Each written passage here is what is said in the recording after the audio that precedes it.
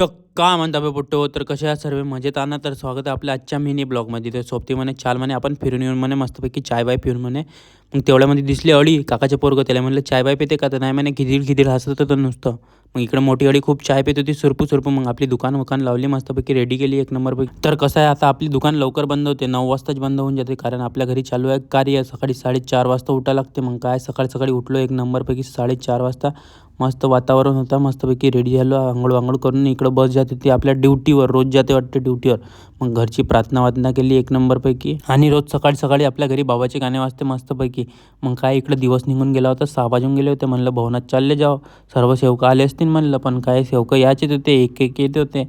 इकडं बाबाची कोटीवे हे आपल्या भवनामध्ये आहे मस्तपैकी. मग काय इकडं भवनात साफसफाई चालू होती झाडझूड चालू होती मस्तपैकी आणि इकडे एक एक सेवकं येत होते. मग काय 6:45 होऊन गेले. अध्यक्ष बाबाजी काही आले नव्हते कारण ते आल्याशिवाय काही आपली प्रार्थना होत नाही.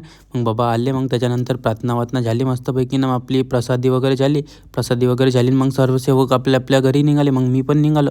मग घरी गेलो तर मस्तपैकी नाश्ता बनला होता एकदम जबरदस्त मध्ये गरम गरम मोड बनली होती. मग काय गरम गरम खात होते एक नंबर. गरम गरम मोठ एक नंबर लागत होती. साला संभार कांदे वांदे होते एक नंबर. आता भेटून पुढच्या ब्लॉगमध्ये. तोपर्यंत तुम्ही लाईक करा ना फॉलो करा तुम्ही.